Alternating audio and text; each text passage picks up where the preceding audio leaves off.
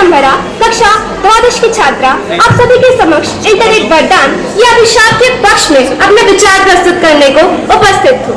पहले लोगों से उनके शौक के बारे में पूछा जाए तो उनका जवाब होता था खेलना, चित्रकारी करना, फोटोग्राफी करना आदि। परंतु वर्तमान युग में यदि यह प्रश्न किसी से किया जाए तो 10 में से 7 लोगों का जवाब होगा इंटरनेट सर्फिंग।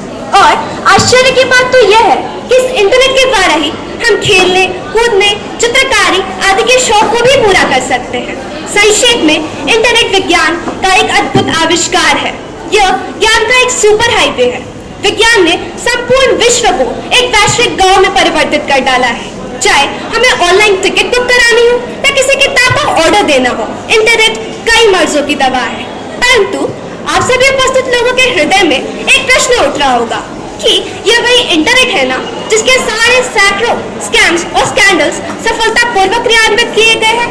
ये वही इंटरनेट है ना जिसमें मौजूद सोशल नेटवर्किंग साइट्स की भरमार ने हमारे आज के युवा की मति भ्रष्ट कर दी है। उत्तर स्वरूप मैं कहना चाहूंगी कि हर सिक्के के 2 पहलू होते हैं और यह पूर्णतः हम पर निर्भर करता है कि हम उनके गुणों का समावेश करना चाहें अथवा उनके दोषों का। इंटरनेट के निर्माण का उद्देश्य इस वजह से नहीं था कि दूषित कार्य किया जाए, बल्कि इसका उद्देश्य सूचना प्रौद्योगिकी के क्षेत्र में संचार क्रांति लाने का था। इसका उद्देश्य षड्यंत्रकारी गतिविधियों, साइबर क्राइम्स और अमानवीय कार्य को करने के लिए नहीं किया गया था। इंटरनेट की उपयोगिता साबित करने हेतु कहा गया है, हम मनुष्य के हाथ में विज्ञान के भी फूल वज्र बनकर छूटते शुभ धर्म अपना भूल।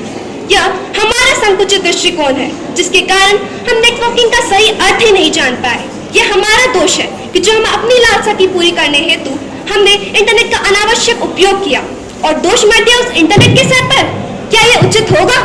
जी नहीं। सच तो यह है कि इंटरनेट अभिशाप नहीं बल्कि एक वरदान है।